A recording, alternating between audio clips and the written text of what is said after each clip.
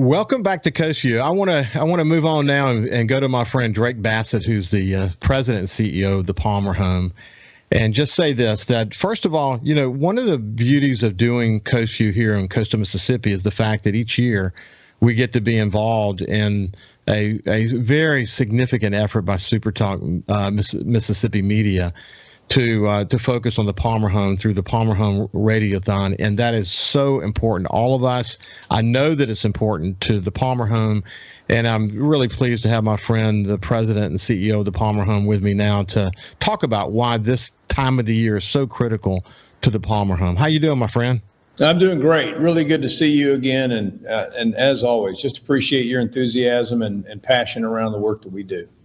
I know you work with kids from across the state, but the Palmer Home is day in and day out doing amazing work. You've got a great team that you've put together there, and your partner with SuperTalk Mississippi Media has been incredibly important to you, hasn't it? It really has. This is our 10th anniversary, and when you think about consistency, and when you think about how valuable it is to invest in human beings who need that kind of care, it's just a great legacy already, and the work that's been able to come about because of people's awareness by way of the SuperTalk Radiothon has been phenomenal. So it means a lot to us.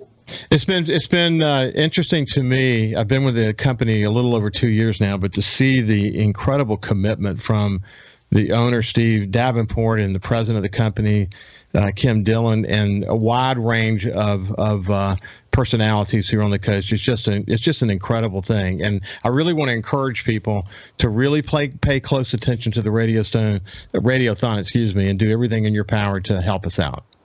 I really appreciate that. Yeah, for sure. So let's do this. Of course, this certainly is about the Radiothon that's coming up soon. But why don't we take a step back for a second and let us know what's the latest at the Palmer Home these days? Well, I think it's really exciting time right now because year after year, when you do get great people around you, it allows you to push. Because they're strong enough to respond and stand up and join me and join the board and all of our donors in doing all that we can to make a difference. And so I'm personally pleased at this point. We're at the 10-year mark in our relationship with SuperTalk, but I'm personally at the 10-year mark with Palmer Home. And so I'm able to see where we've come in the past few years, and it excites me that we've introduced 4 total service lines, and that allows us to serve children in different ways. We've also become very comfortable and entrenched with Whole Child Initiative, which is just an open acknowledgement that children coming out of crisis have experienced trauma, and we're committed as an organization to being trauma competent, and that means everybody's got to step up a little bit to be able to respond as a complete restorative environment to those needs. And then most recently, we just completed the Wellness Center, the Dr. Hugh Francis Wellness Center, which is a beautiful building, 28,000 square feet, beautiful architecture. And it's a great, great message, I think, to future generations that we're here, that we're committed, and that we're going to make it possible for children who need a place to call home to come, to experience the safety. And so when I look at just the things that we're doing, it excites me to think about the impact we're making, not only today, but in years to come.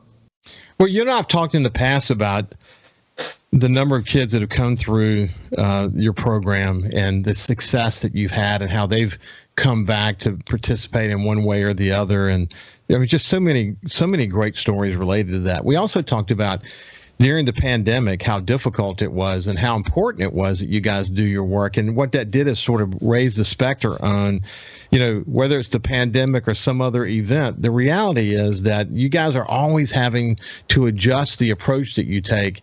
You're always having to learn new things. And, I would say in particular, the pandemic, as you and I have discussed before, the pandemic has created tremendous stress in families.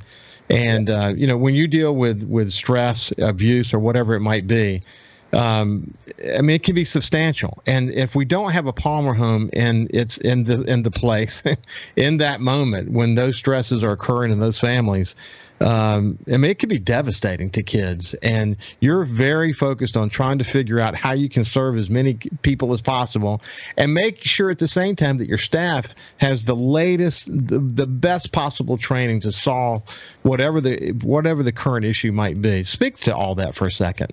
Well, I think it's just a great summary of the challenge we face. And I think if you're willing to embrace that challenge, then you do have to remain nimble. You don't jump out on the football field and just kind of stand around. Otherwise, you get hit and knocked over. And so when we jump out on the field in the service of children, I think we want to be ready to respond.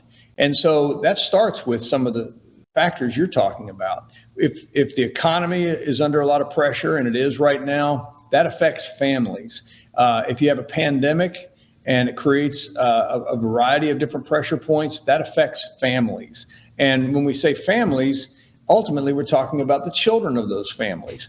And when those things start to have a lot of pressure, then things start to pop. And you have to be the kind of organization that says, we understand that. We're not here to size that up or figure out how it all came about. We're here to respond in the moment. And so if that means that we need to take in, as we just did this past month, a sibling set of 6 children, all at once to keep them together, then we want to be ready to do that. If it means that we need to understand some of the pressure points that a child's faced emotionally or physically, and the insecurity that comes with that and the fear that comes with that, then we want to be aware of that. So that when a child comes, most of all, what we want to create first is a sense of safety. We really want to create that sense of safety, because if we can't create a sense of safety and trust, we can't do anything together. And so it's really, really important. And I'm so grateful for the gifts and for the relationships with the state of Mississippi and beyond, with people who say that's important. You need to create a place like that. You need to have a place where kids can land and feel safe. It's so important. And you've done a good job over the last couple of years of educating me and making me passionate about it. But it seems like every time we talk, I'm reminded about how important it is for a child to have a trusting, caring, secure environment. And just when you mentioned the 6 siblings in this set of kids, I mean, it's heartbreaking to think about 6 kids together. Now, the good news is they have each other, and that's a good thing.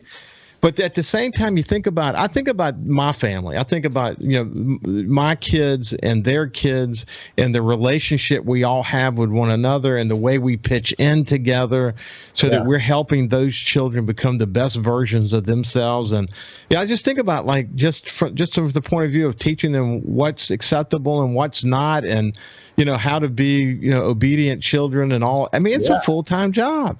It's a full-time job. That's right.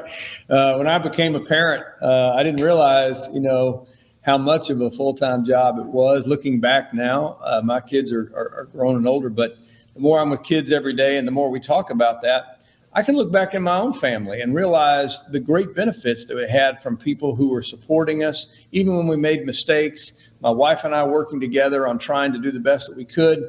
But even for our children, it was important to create a sense of safety. It doesn't matter who you are, you want to create that. Well, if you take away some of those key ingredients that make what we think of as kind of a normal, happy, healthy life, if you take away the security or the predictability of a home to live in, or whether or not you're going to have food the next day, or whether or not you're going to be, as I heard one man say this week, I was the kid who, when I turned the corner and came down the street, our house lights were off, and even the street light was off because our power had been cut off.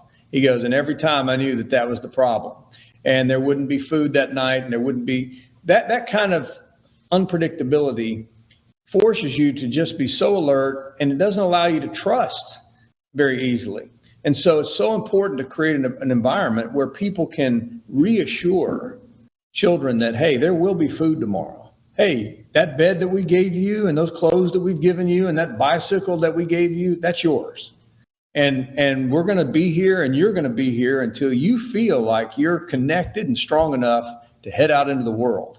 And so, it all starts from the very first moment. The way that we greet children, the way that we receive children, we want them to experience a restorative, healthy, safe environment. One other point, and I mean, you say that so well, and that's the commitment of Palmer Home for Children. That is for sure. Is the thing I think about the most. The thing to me that's so heartbreaking is that every kid deserves to have someone who respects them, who especially respects their dignity, respects them physically, mentally, emotionally, and loves them with unconditional love. And I know that's so important to you guys. In fact, to match up kids with families, foster parents, is really important. And in this next segment, we'll come back to that and talk about the entire process and how people who might be interested in being a foster parent might want to be engaged in that, and how to get more information. When we come back, we'll continue our conversation with Drake Bassett from the Palmer Home for Children. We'll see you after this. Welcome back to Coast Vue. We're having a terrific conversation with my good friend Drake Bassett, who's the president and CEO of the Palmer Home for Children. And I get a little note during the conversation, and Kyle says, it's Palmer Home, not Palmer House. For some reason, I get that in my head, and I have to really consciously say Palmer Home. But what's important is we're having the conversation. And SuperTalk Mississippi Media is incredibly dedicated to this cause with the annual radiothon, which is so critical, and we do so well as it relates to that, and it's important to Palmer Home. What I said at the end of the last segment, though, is that there is always a need for more foster parents, people who would consider taking a child in and giving them the love and the safe environment and all the things that we were just talking about. Why don't we talk a little bit about the process now, Drake?